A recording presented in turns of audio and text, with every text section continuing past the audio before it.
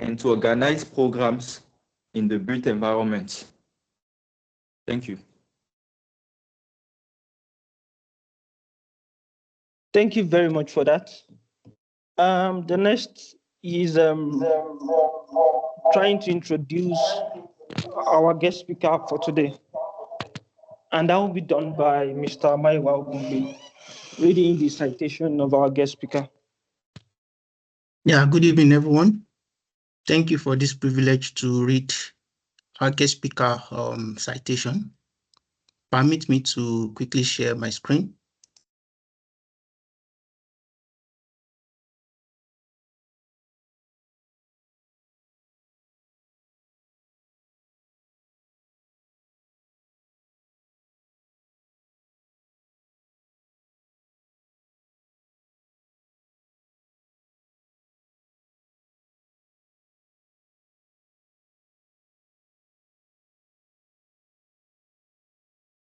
Can we all see my screen? Please, can we all see my screen? Yes, go ahead, sir. All right, good.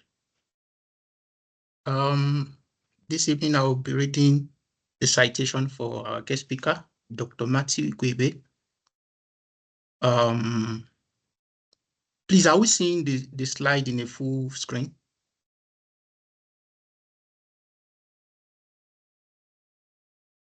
Hello? Please go ahead. Yeah. All right, good. Yeah. Dr. Matthew Ikwebe is a senior lecturer at the School of Construction Economics and Management, University of the Witwatersrand, South Africa. He is also the coordinator for the teaching and learning at the school, thus earning him a membership of the school leadership team.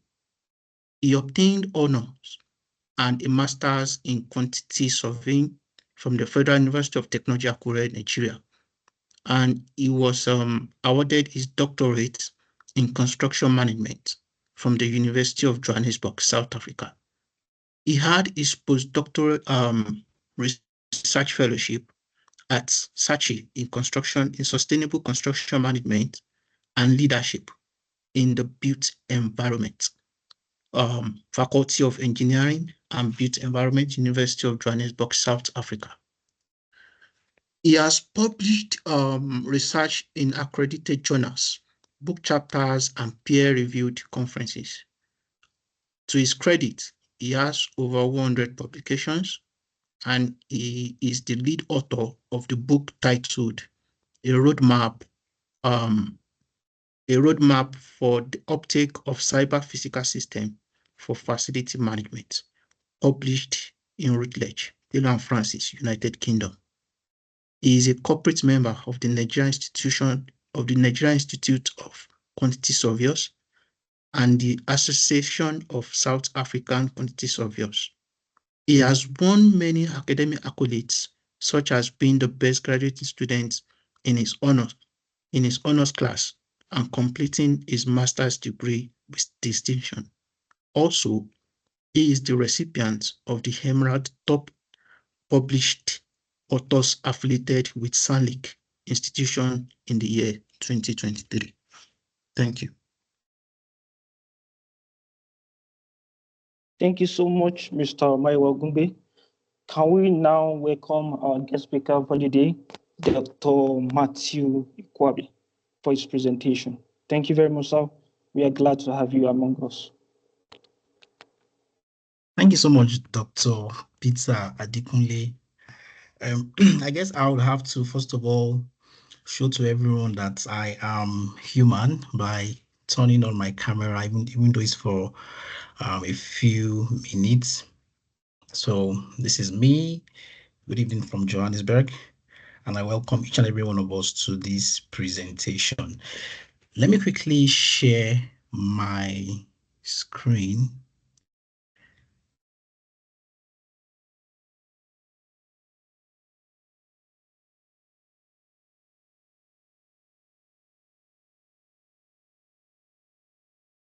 Okay.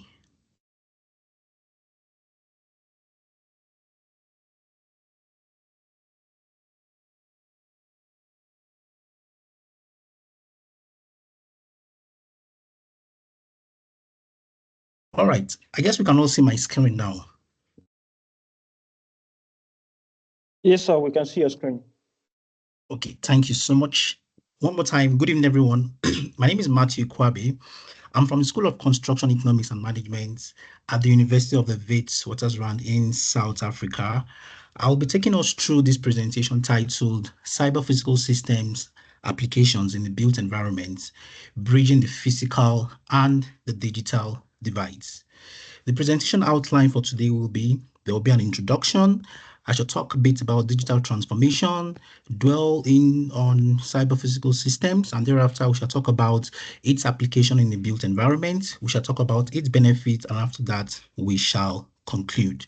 So as a way of introduction, we understand quite well how important it is, not just we as professionals now, but even looking at it from a broader perspective of the environment which we find ourselves in any location itself. You being in South America, in North America, in Asia, in the African continent, we understand quite well how important the built environment is. And one of the major drivers of the built environment is the construction industry. It's a known fact that the construction industry is plagued with quite a lot of challenges, numerous challenges. As a matter of fact, for those of us that are in academia and who've taken out time to do our masters and our PhDs, you get to realize that it's more like a focus of you trying to see how you can provide answers and solutions to identify problems within the built environment space. So we all know and we are acquainted with the fact that the built environment and the construction industry as a subset is plagued and faced with numerous challenges such as change in scope when the project is ongoing, cost overrun associated with quite a lot of activities during and pre and during construction phases. Health and safety problems has been there for quite some time, and quite a lot of studies have been done, yet we still experience most of these problems. Also, we get to experience poor communication among stakeholders that form the team of construction project delivery, and it's a major issue. We equally have the challenge of time management. It's a known fact that once client gives the matching order for a construction project to be executed, they would want to have it delivered even if it's the first day. Also, limited skills is a major challenge, more especially when it comes to developing economy like the ones we find ourselves. Sub-Saharan Africa is actually plagued with dwindling and limited skills, and it's really affecting the quality of construction project itself, and it's something that is widely experienced in most spheres. Also, we have the issue of outdated methods and techniques, because if we look at it, a lot of industries have navigated from what I'll call traditional modes or means of execution of what they are used to.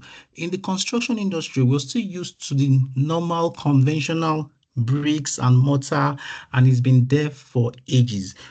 It's about time we start thinking out of the box and trying to see how we can employ new techniques and new methods that can help actualize the more desired gains that we expect from the construction industry. And also, we get to see the absence of clear objectives, especially during the process of construction process itself.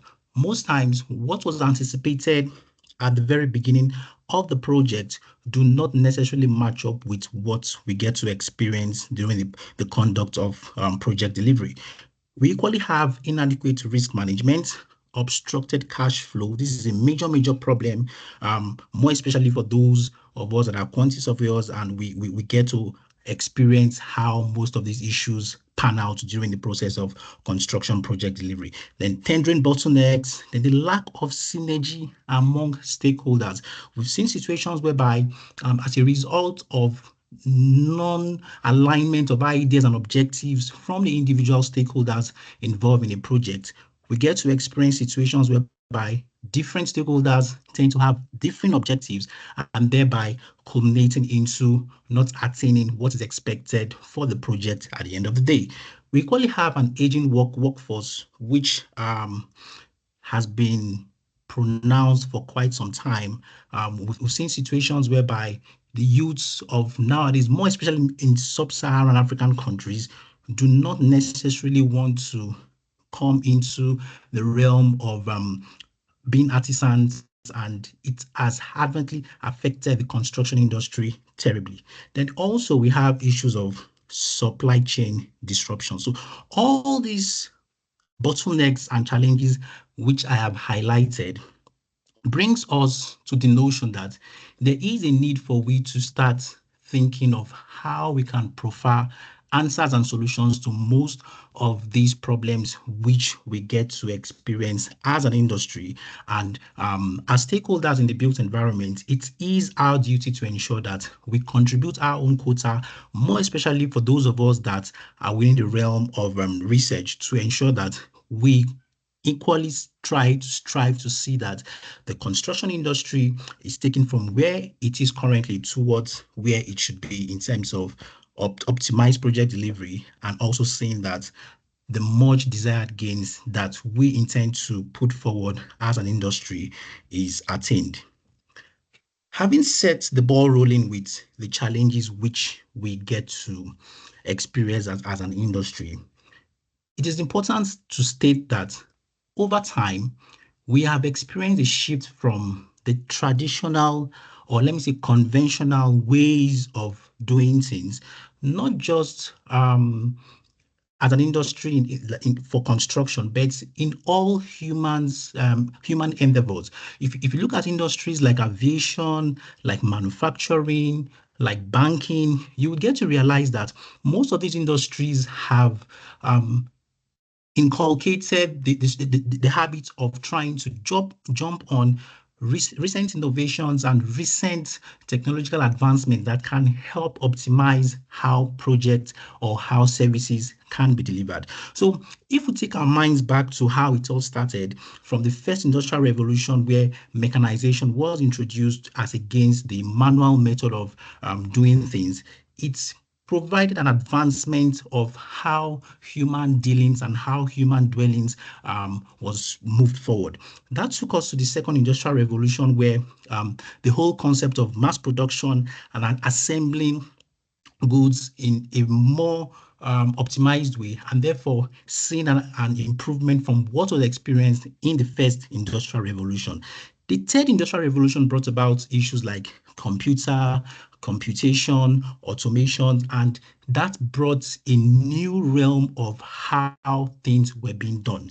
This takes us to the fourth industrial revolution, which now birthed what we shall be talking about extensively today. So the fourth industrial revolution, like we are all acquainted with, talks about issues of how we can then optimize services and equally try to drive production processes by infusing computational capabilities such as Internet of Things, cyber physical systems, blockchain technology, and quite a whole lot of other advanced technological innovations. So with the mindset of what we currently have as an industry, or what we currently have as a unit called the built environment, as I have highlighted most of these bottlenecks and most of the challenges which are currently being experienced. And when we look at what we tend to gain from what the fourth industrial revolution has to offer, believe me, guys, there is a need for we to start inculcating the thoughts and the ideas and concepts of how we can drive construction project delivery and management in a better way. And that will give us the platform for which to now discuss what I call cyber physical systems. So the question is, what really is cyber physical systems? A cyber physical system is a system of collaborating computational elements controlling physical entities. We are equally told that CPS are physical and engineered systems whose operations are monitored, coordinated, controlled, and integrated by a computing and communication core. These allow for adding capabilities to physical systems by merging computing and communication with physical processes. So, ladies and gentlemen, I've spoken about how the different industrial revolutions have tried to optimize how humans get to go about their lives, their daily livings, and equally, when we narrow it down towards the construction industry, we have experienced a situation whereby there's a need for we to now tap into what the fourth industrial revolution offers. And a good and a viable platform for such is what we refer to as the cyber physical systems. And we are told this evening that the cyber physical systems is more like a platform whereby the physical realm and the cyber world tend to fuse into one unit or into one system, whereby there is a bi-directional coordination between what's happening between these two entities. That's the physical and the cyber. Let's now look at the statement made by Gunes et al. 2014, and it says, cyber physical systems is, and I quote, a complex, multidisciplinary, physically aware, next-generation engineered systems that integrate embedded computing technology, which is a cyber part, into a physical phenomena by using transformative research approaches. This integration mainly includes observation, communication, and control aspects of the physical systems from multidisciplinary perspectives. So in other words, when we have a setup whereby the cyber world and the physical world can get to fuse and form a unit whereby what is being done in the physical can be controlled in the cyber or the digital platform, and vice versa, it gives an enabling platform to see how things can be done in a situation whereby we do not necessarily have to go through the process of the manual or the conventional or traditional processes involved in construction project delivery. Let's talk about the physical components making up the cyber physical systems. The very first is known as sensors and actuators. So we are quite aware, or we know what sensors are. So these units tend to serve as a platform for collecting data in the physical world and then transmitting it to what will be required for in the cyber platform. So we are told that sensors collect real-time data from the physical environment, which then enables the system to monitor conditions. Actuators respond to the process data and executing commands to manipulate physical elements. So you can see that there is a bi-directional coordination among the physical and the cyber system. Sensors are used to acquire data from the physical realm and transmitted for computing in the cyber system, and by the time whatever necessary prompt that should be done is then transmitted back to the physical world using what we refer to as the actuators. So together they facilitate interaction between the digital and physical worlds, essential for effective cyber physical system functioning. So like I said, it is the computing between the physical and the cyber world, facilitated by the sensors from the physical realm to the cyber, and by the time the prompt is initiated from the cyber world, it is transmitted back to the physical using the actuators. We equally have what we call the control system. So the control systems in the CPS integrate physical processes with computational algorithms, which then enables real-time monitoring and automation. So the control system is more like the platform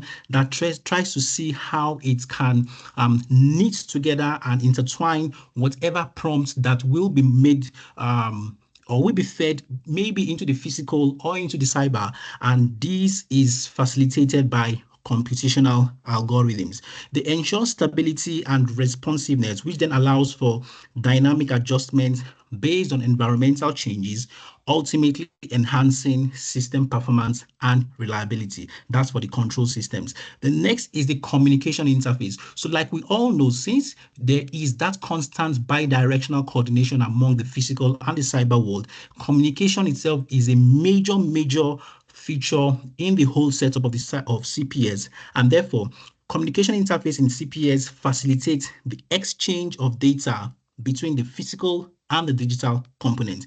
They ensure interoperability, which then enables real-time monitoring and support control actions, thereby enhancing system responsiveness and efficiency through protocols such as your Internet of Things standards, your wireless networks, and your wired connection. So in general, the physical components can be structured into what we refer to as sensors and actuators, the control system, and also the communication interface. What then makes up the cyber component?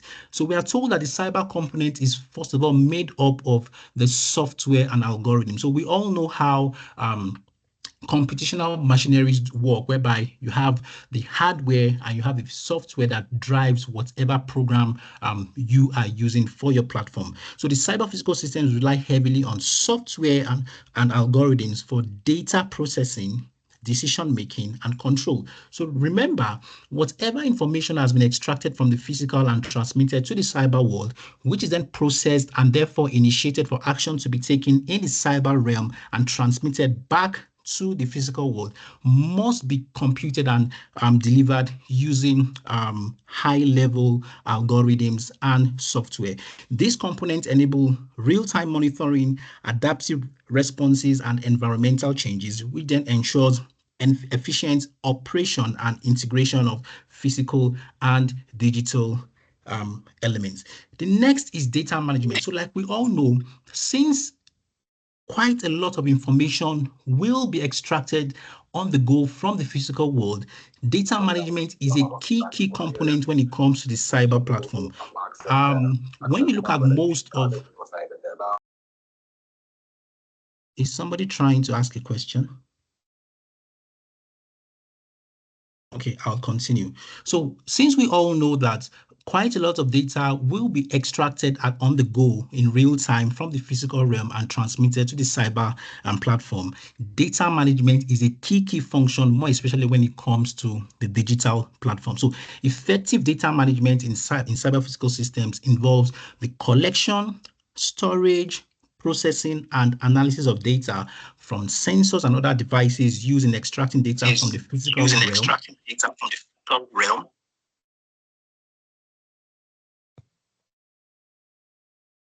Okay. It ensures data integrity, facilitates real-time decision-making, and promotes seamless integration between physical and digital components to optimize system performance. So since this kind of system is one that data is generated and utilized on the go, it is important that data management systems or programs itself are the top end. The next is security systems. Like we know, most of these advanced computational capabilities delivered by most of these innovative technologies come with a lot of security issues. So the CPS is actually very big when it comes to security and ensuring that whatever data that has been acquired, not just from the physical realm now, but also from the cyber platform, is done in such a way by it is adhered to whatever protocols that have been stipulated from the beginning of the program. So cyber components in security systems within the CPS involve robust encryption methods, real-time monitoring, and intrusion detection. Like we are aware from most of these digital platforms, we get to experience issues whereby people would want to break in and access data.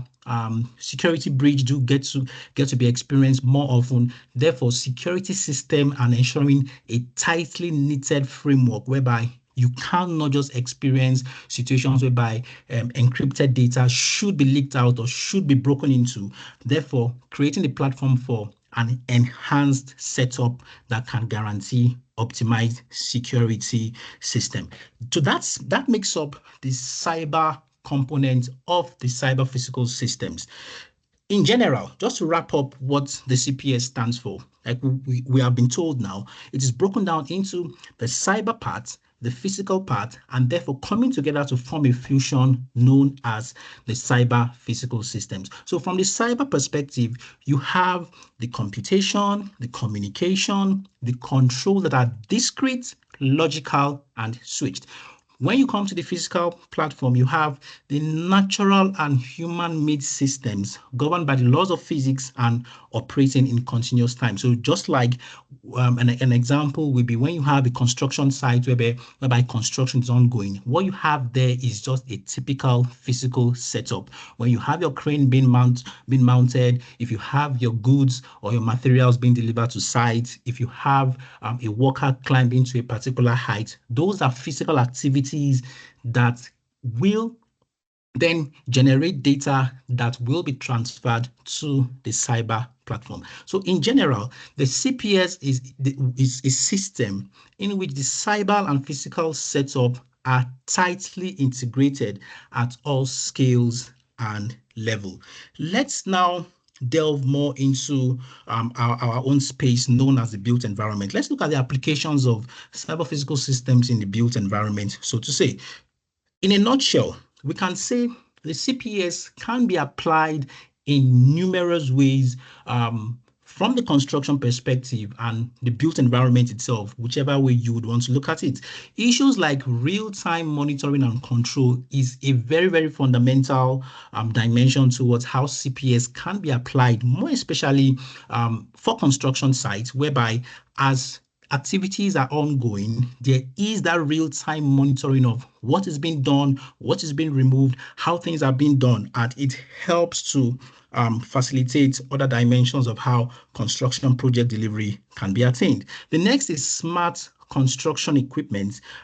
In situations whereby we have sensors tagged towards construction equipment, and therefore necessary data is generated, which then is transferred to the cyber world and therefore can be computed and transmitted back to the physical world for whatever prompt that is needed. Next is predictive maintenance, and this is where I'm focused more at my PhD study, where I looked at how CPS can be applied towards facilities management. Even though facilities management is quite a broad terminology or a broad field, if we want to narrow it down towards predictive maintenance, cyber physical systems is one viable technological tool that can help drive maintenance of built-up facilities. We call it have energy management. We have structural health monitoring of buildings, whereby as buildings are being erected, they are being put in place, if there is a situation whereby, for example, 12 bars are to be placed in a particular position and it is not situated or placed very well, the CPS can make the prompt to signal to say this is not correctly done and should be aligned properly. Or let's say, for example, you're to use 16 reinforcement bars, and let's say, for example, there is an omission of the nominal diameter of the bars that should be used instead of the real one. The cyber physical systems can prompt and give us the necessary information as regards what is being done. Equally, we have issues such as safety and risk management, material tracking, inventory management in terms of delivering goods to site and taking tracks of what is being used and what will be needed, intelligent transport systems, smart urban infrastructure, adaptive lighting, and disaster management. So in all of these, we are saying the CPS is a viable platform to ensure that most of the challenges which were highlighted at the very beginning of this particular presentation can be negated when properly utilized within the space of construction project delivery. And let's now delve into the individual discussions of how this can be applied within the built environment space.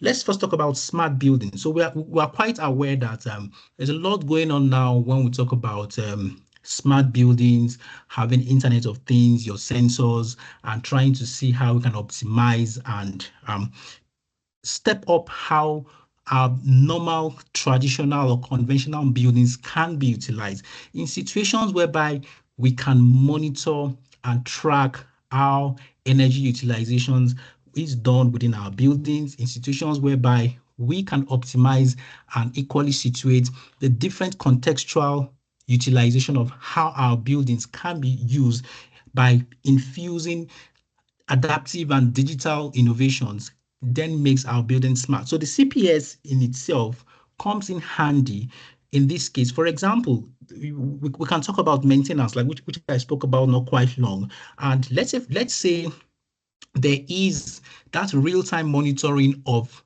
a set-up building, which we can call a smart building.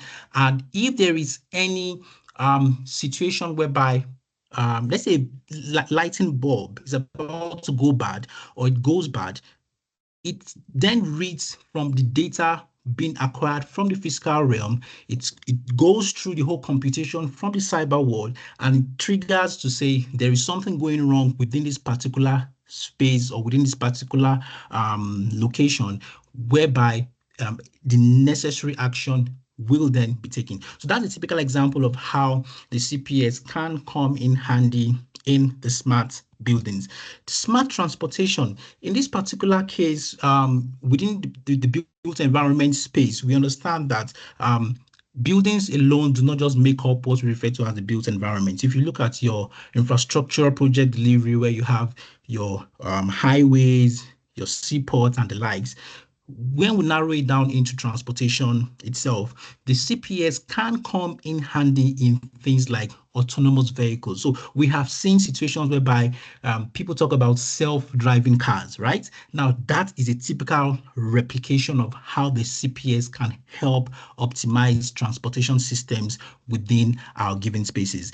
Equally, traffic management systems is one particular dimension where the CPS can come in handy. We see a lot of situations whereby people get to involve in accidents that are actually needless, and the CPS can help optimize the delivery of transportation processes itself through the acquisition of data in the physical realm in real time and trying to signal or trying to prompt if anything is to go wrong on the go or in real time. Then also we have the concept of connected infrastructure.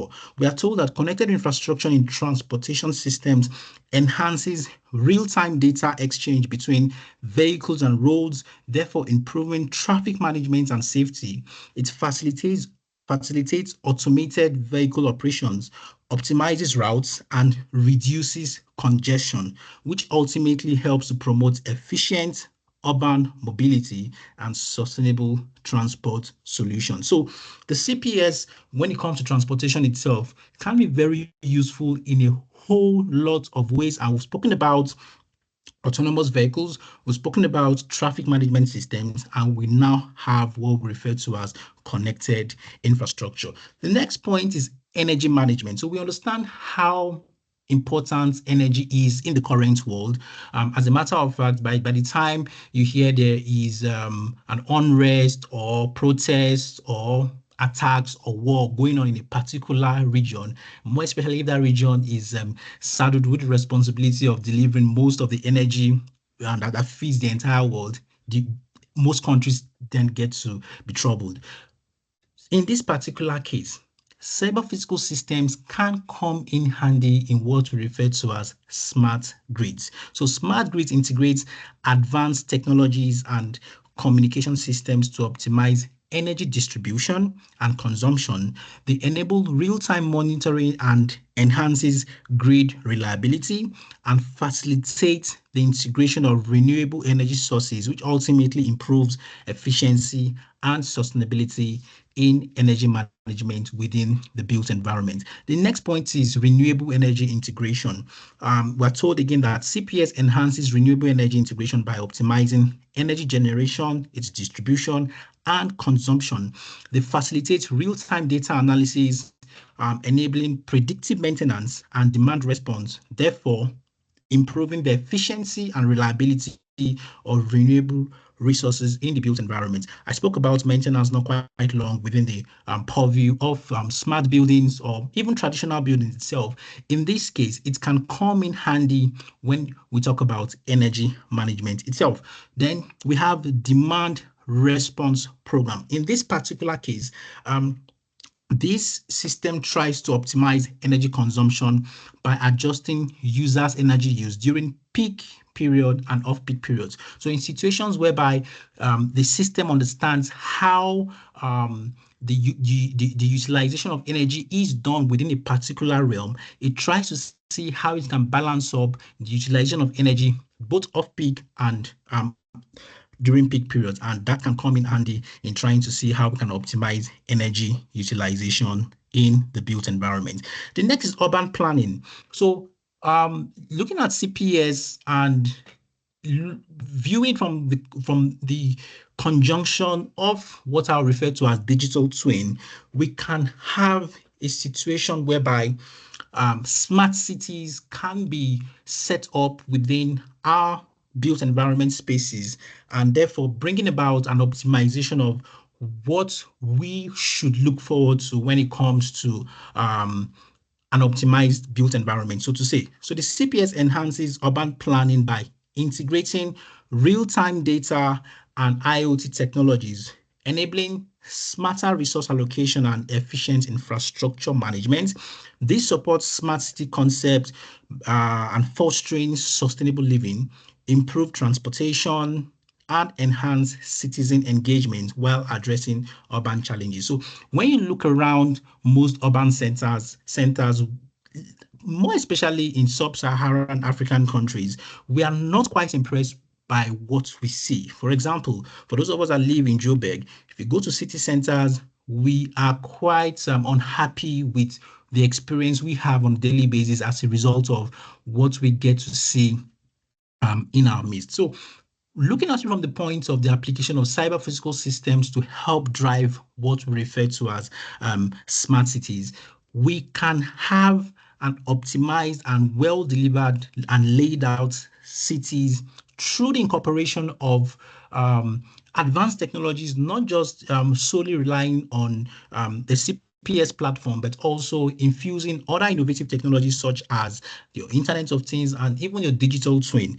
And this can help bring about the more desired change which we get to experience within our urban cities. For example, we get to see a lot of refuse being dumped at places that should not be and things like that. What stops those that are responsible for collecting these deads and refuse dump and doing it the right way? So if we have a platform that can help us collect real-time data in real time, it therefore gives a platform for we to see how we can drive a city that can be sustainable and one that we all can be happy about. The next is enhancing livable and sustainability. I just spoke about that now. Then stakeholder engagement. So we are told that the CPS enhances stakeholder engagement in urban planning by facilitating real-time data sharing, promoting participatory design processes, and enabling better communication among diverse community members,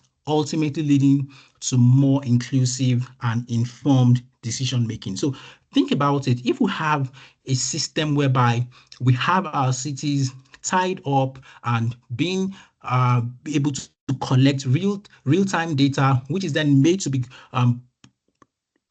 processed in the cyber world, and therefore prompting whatever action that should be taken as a bi-directional flow, believe me, we shall have urban setups that we are quite happy about at the end of the day. Let's now focus this on the construction on-site issues. Now, we spoke about quite a lot of challenges that we get to experience within construction project delivery, and one practicable and useful way which we can derive the much desired benefit from the CPS platform, more especially in situ construction project delivery itself, is construction site monitoring.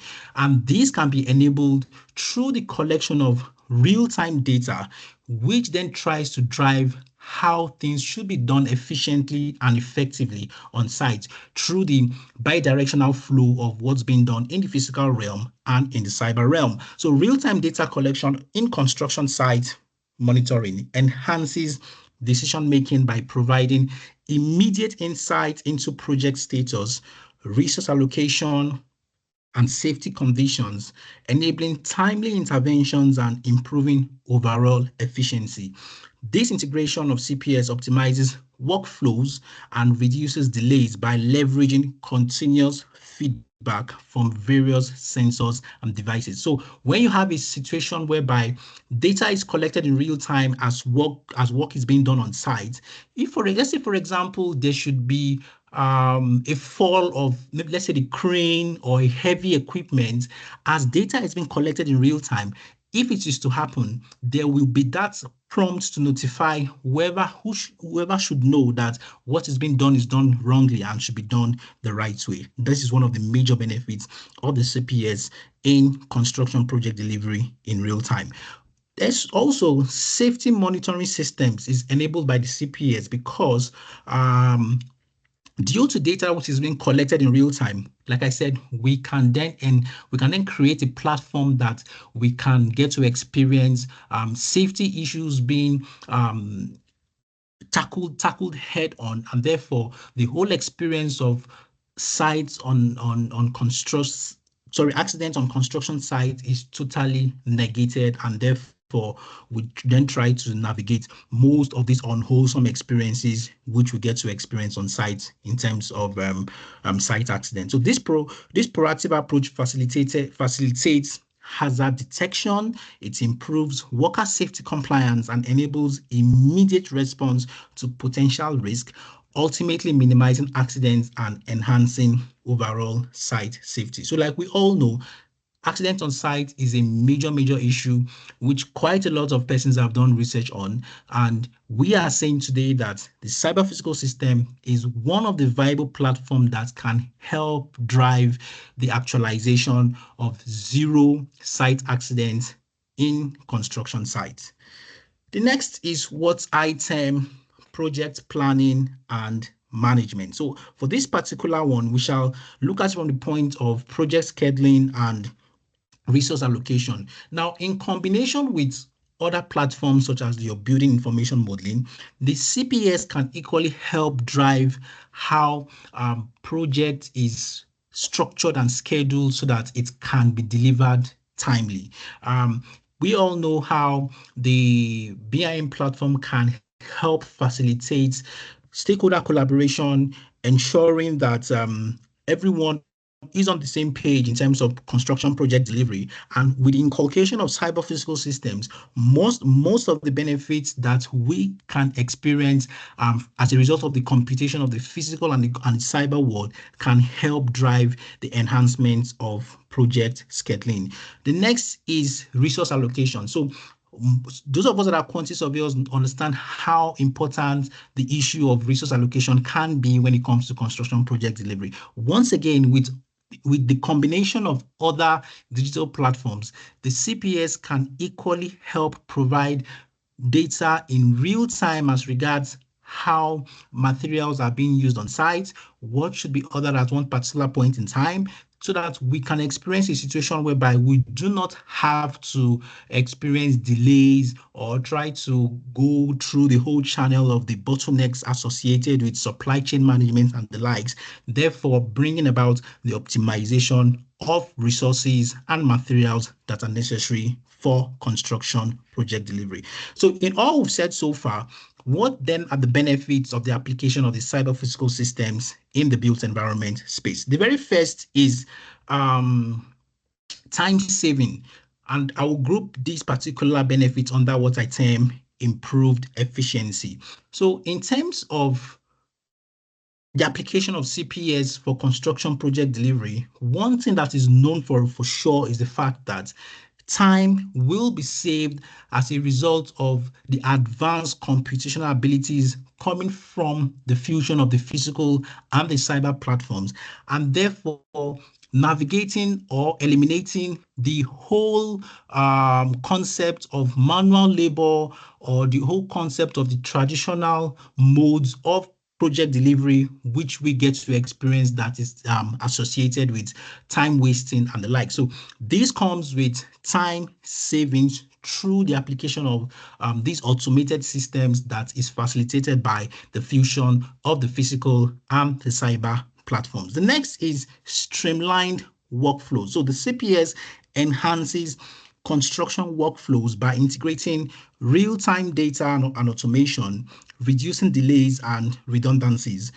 This streamlining fosters collaboration among stakeholders, optimizing resource allocation, and ultimately leading to faster project completion and improved overall efficiency. So as a result of the synergy it brings about from the collaboration of the different stakeholders, there is that benefits to be derived in streamlining the working and the dealings of the individual stakeholders under one particular platform. The next is enhanced safety. I've spoken about this extensively in the previous slide. Just to emphasize on it once more, the CPS creates the platform for detection of hazard that is potentially to be experienced, therefore creating the platform of inhibiting or trying to navigate the whole process of experiencing such unwholesome experiences. Then you have improved worker safety measures. So, like I said, as a result of data being collected in real time, there's a tendency that workers are not exposed to undue or unexpected outcomes or eventualities, and this can be navigated from the computational capabilities of the CPS. Another point is the reduction of waste as a result of how real-time monitoring is being conducted. There is that tendency that waste will be minimized, therefore leading to the optimization of resource utilization on site.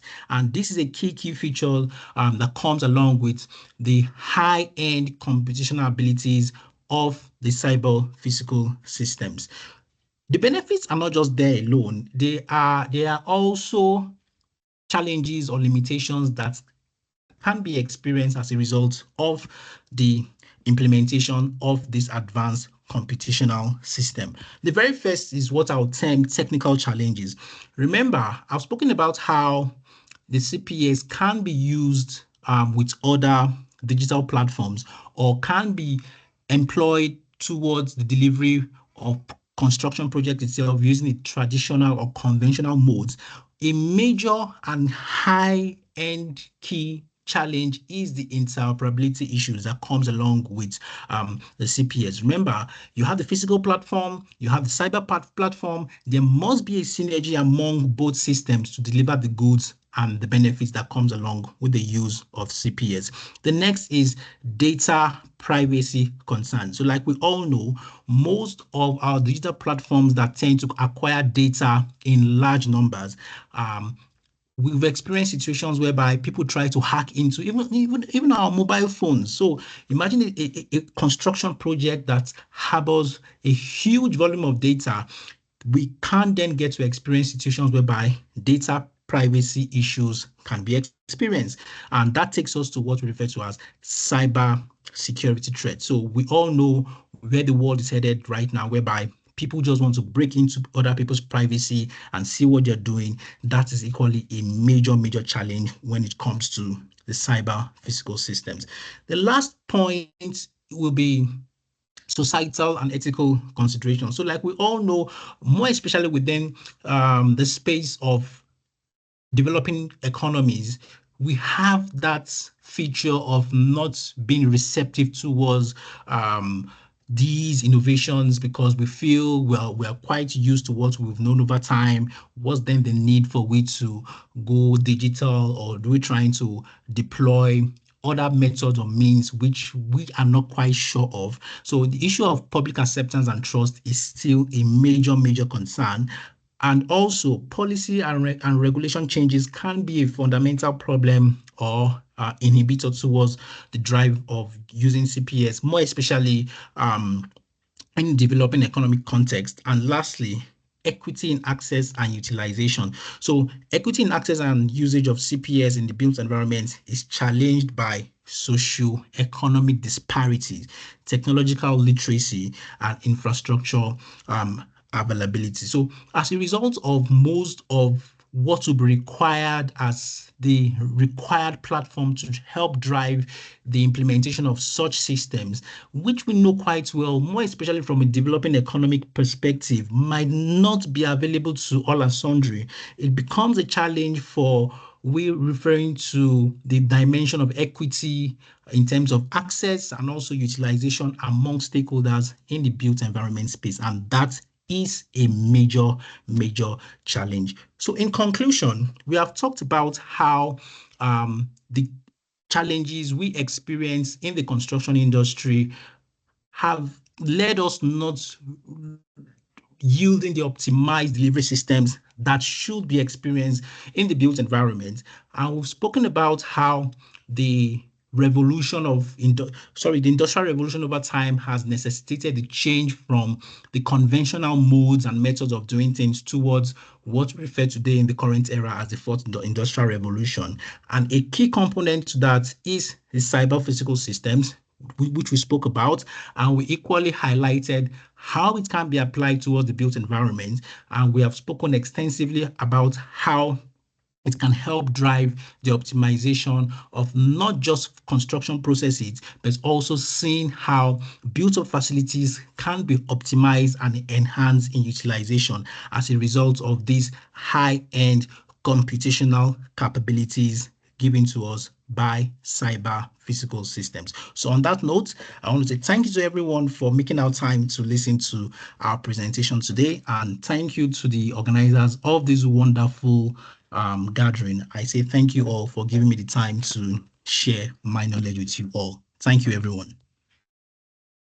Wow, thank you so much, Dr. Matthew Ikwabe, for that insightful lecture on the cyber physical system application in the built environment. Just as a recap, Dr. Matthew has taken us through the major challenges in the construction industry, like limited skill, time management, the aging workforce management that necessitates cyber physical system application in the built environment, which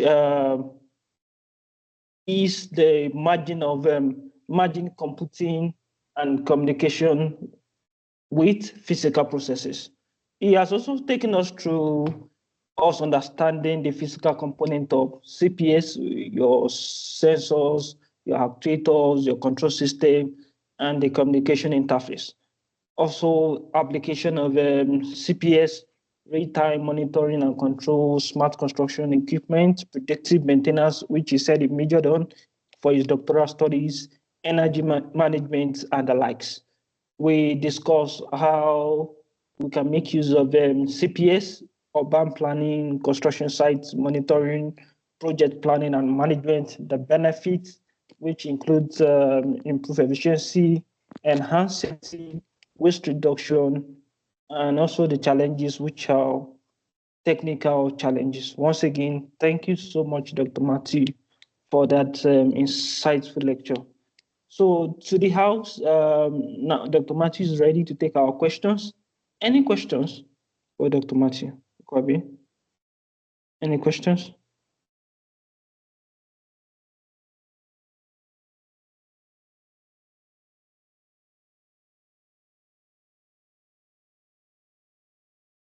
Any question?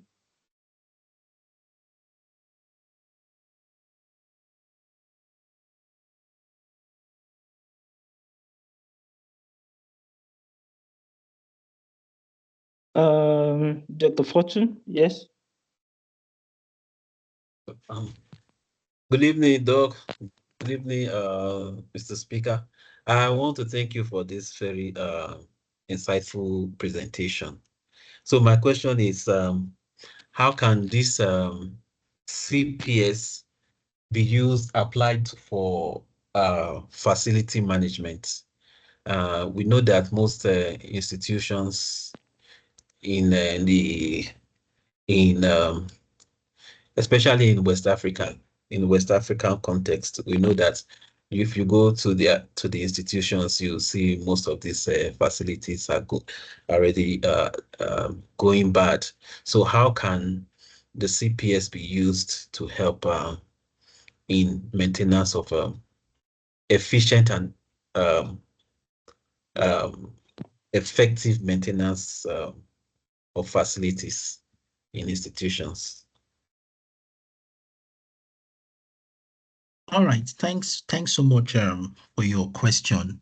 Very wonderful question. And I would start by saying it's quite sad that we get to experience our facilities, which we have expended so much resources in putting up, deteriorates, and it's disheartening. It's quite disheartening, whereby taxpayers' money is put to use in providing necessary infrastructure, but the work required in ensuring that it maintains the initial objective for which the infrastructure is set up is not ensured all through the lifespan of the infrastructure itself or facility.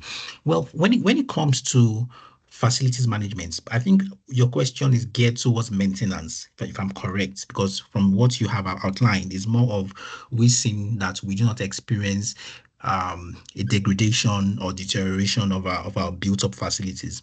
So the CPS enables a platform whereby, I'll give you a typical example, vivid example, whereby if we have a situation whereby our roofing system is gradually getting bad, remember, data is collected in real time from the physical setup and transmitted to the cyber platform. And as a result of the data that has been collected from the physical realm, the computational capabilities of the cyber platform then ignites the necessary action that should be done in ensuring that a total breakdown of that particular element of the building is not experienced. So what it means in essence is that the application of CPS in the context of how you have put forward your question is more or less taking real-time data and informing the necessary let me say stakeholders or personnel that are involved in seeing that the facilities should retain its initial stature, its initial objective.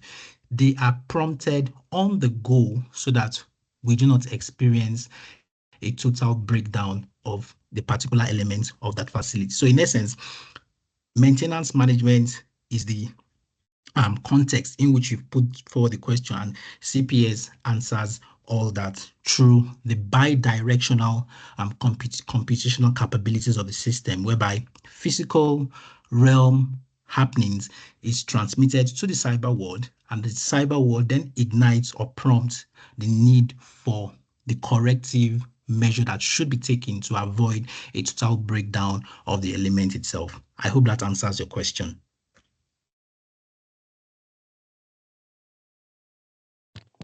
Yes, Doc. All right. Yeah, thank you. Thank you very much, sir. We have a question in the chat box for you, Dr. Matthew, from Dr. Adetayo Onoshosha, saying, are there current use cases or application in the South African construction industry, and perhaps the lesson learned? Okay, thanks, Dr. Tayo, for that question. On my side, I don't think I have experienced a typical CPS setup from the South African perspective. However, as a result of me having to have someone like Professor Chime Anumba as my co-supervisor for my PhD, I was exposed to happenings from the front of the United States. He is currently the dean in University of Florida, where he is the dean of the faculty. So I was able to be exposed to what's happening in the US, but from the perspective of South African construction industry or the built environment, I can say I'm not quite sure. I might be wrong because my PhD is getting over now. It's a couple of years now, and as at that time, I don't think we had such. Maybe now there could be, but as at that time, there wasn't. But I was exposed to the happenings from the United States. Thank you. Okay, thank you very much, sir. Any other question? Mr. Ikubo? Okay, thank you, Doc, for a very, very beautiful presentation. I really enjoyed the entire presentation. Now, just to follow up with with the last question, I want to know, why is it that it is so difficult for developing countries to adopt some of these technologies? Because you spoke about the US, they have this, and in the developing world, we are struggling. Is it the resistance to change, or is it costs implications of all of this? Please, just through from mind. Thank you very much. All right. Mr. Kubo, I think as a research, I think you can set for yourself to do, because for me to just make a pronouncement here, I was speaking from just my own personal Yeah, purview. from your own perception, yes. Okay. All right.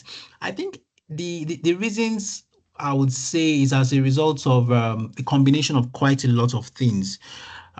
First of all, finance is a huge problem from this part of the world. We all know that people just want to first of all satisfy their needs in terms of housing, feeding, and whatever primary thing you need as an individual before you even thinking of you delving money into such high-end innovative technologies. That's on one side.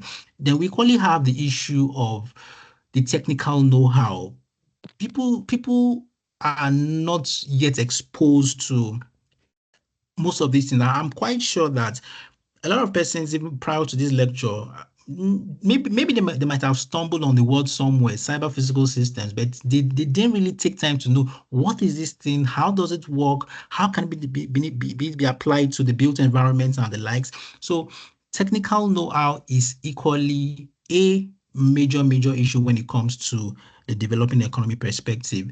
Then we equally have a situation whereby what we have being churned out from our university systems is not actually cut out to fit what's happening in the digital world in the current era. That's a known fact. We are still used to the archaic system, the cut and shuffle bill of quantity preparation. For those of you that are quantity surveyors, where the world is moving towards the high-end, sophisticated capabilities in terms of doing things, optimizing processes. Our university or education system is not fashioned towards delivering the goods in terms of having graduates that can easily fit into what's obtainable in the digital world. That's on one hand. Then I can say we equally have the issue of like you said, resistance to change. Then maybe we are not ready. We just feel it's not our thing. It belongs to those it should belong to.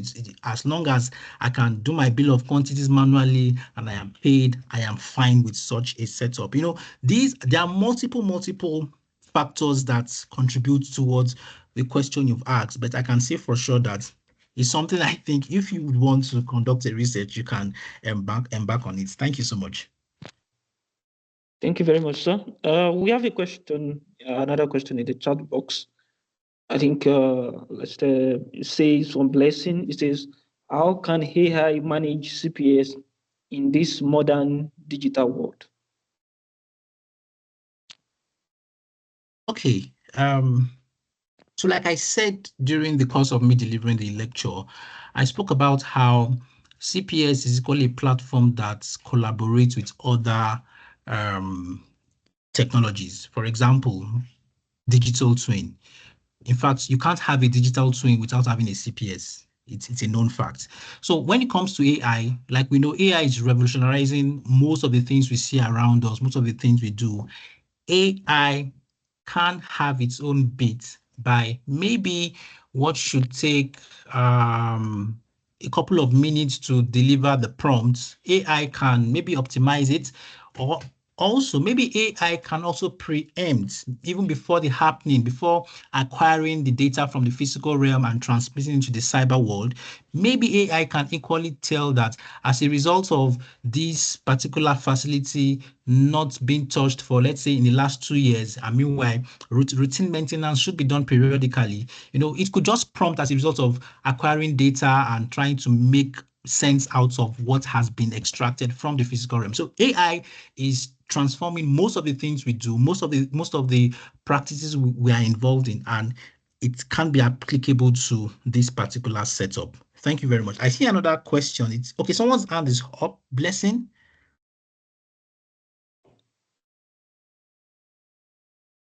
That was a question. You already answered it. Thank you. Okay, thank you. We have another question at the chat box saying, is it only a well-structuralized place or local place that the CPS is applicable? Well, like we have outlined at the beginning of the lecture, whereby I said for you to have a system running like a cyber physical system, you need the physical components in place and you need the cyber components in place.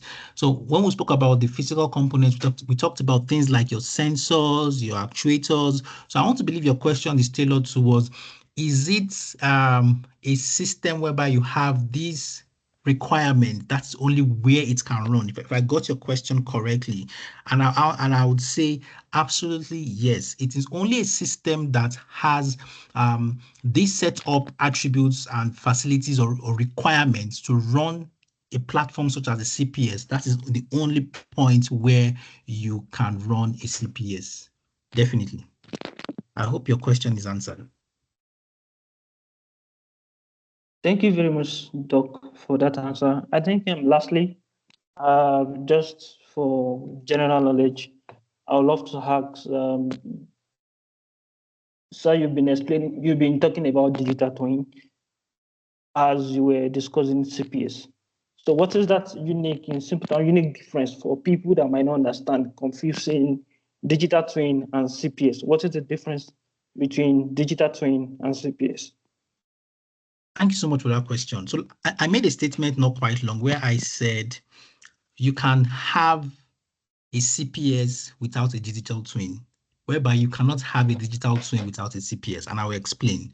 Now, a digital twin is just a digital replica of a physical feature. So what you have in the physical realm, you have it replicated on the digital platform, right? And for you to have a functional digital twin, you must have the features of what we refer to as the CPS of data acquisition from the physical realm, being computed in the cyber world, being reflected or prompted back to the physical and all that. So that is run on the digital twin. So like I said, I'll say it one more time. You will always have a digital twin with a CPS, but you can have a CPS without necessarily having a digital twin. So to explain that further, I have talked about how digital twin works. And for the CPS angle, it is not necessarily a must that you have a digital replica of what is being done in the physical world for you to have the bi-directional flow between the physical and the cyber world. I hope my explanation is clear enough. Yes, I believe it should be very clear enough. I think one last question that we'll take for the evening is from, the name is not there, but the person is asking two questions. What are the cybersecurity risks associated with CPS in the built environment, and how can they be mitigated? And also, what are the potential application of CPS in the built environment aside? I believe the person is saying aside the ones you mentioned to us, what are other potential application of CPS in the built environment? All right. So talking about cybersecurity risk, even with your mobile phone, we understand how important it has been said over time. For your WhatsApp, you do your, is it 2 or 3 factor authentication so that it is not hacked? Those are measures taken by that particular platform to ensure that there is no breach in terms of data privacy and the like. So in a CPS setup also, measures can be taken to ensure that a breach is not experienced. And so like I have said, in terms of mitigating it, there can be possible measures to see that there is no breach from external influence. For example, your two-factor authenticating system, that can equally be applied. Let's say we all are signatories towards accessing a particular system made up of CPS, and for we to ensure that no other person is given the access to have or divulge data that is being stored up in such a system, we could create a password or a very strong setup so that there can be no breach. So there can be different firewalls to ensure that the breaches will not be experienced. Then the next question is, what are some potential applications of CPS in the built environments that have not yet been explored? So I spoke about transportation. I spoke about smart buildings. I talk about urban cities, which we can translate to smart cities. I talked about the different applications that can be applied when construction project is being delivered in situ. For example, mitigating risks in terms of site accidents and the like. So there are quite a lot of applications of how CPS can help drive the optimization of processes and different acts that we get to experience, not just within the built environment space, but also for construction project delivery itself. And also post-construction activities such as facilities management, we've spoken about that, maintenance management and the likes. The system known as the CPS can come in handy in ensuring that this wide range of applications can be utilized so we can have a better industry and a better built environment at the end of the day. Thank you. Thank you very much, sir, Dr. Martin. Any more questions? One last question for the evening. Anyone? Good evening. Good evening. Yes. I was the one who asked the last questions, and I want to thank him again for this meeting. It was very insightful. I would like to inquire if we can have the email for Dr. Matthew, because I have questions, because this one is part of my research in my PhD. If we can contact with him. Okay. All right. Okay. Thank you. Yeah, Dr. Matthew. Okay, I'm sorry, I'm problem. Huda Hussein. I didn't introduce myself. Okay, not a problem. I will share the slides with the organizers of the webinar. You can reach out to them for the slides. It's not a problem. No, I mean your No, email. Your personal email. Oh, my email. Okay. Yes, please. Okay, I will drop it on the chat box for everyone. Let me put it down now. Yeah. Thank you very much. Thank you very much, Dr. Matthew. On behalf of the organizers, we want to say we are grateful to Dr. Matthew Ikwabi honoring our invite for this month's webinar. We are so grateful for the impactful presentation. Also to every one of us that joined, we say thank you. We should all be on the lookout for the next webinar that will be coming up next month through our social media platforms.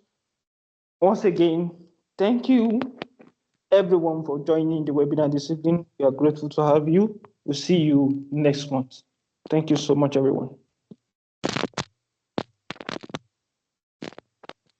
Thank you, Doc. Thank you, everyone, for your time. Bye. Thank you, everyone. Thank you. Thank you, everybody. Goodbye, everyone.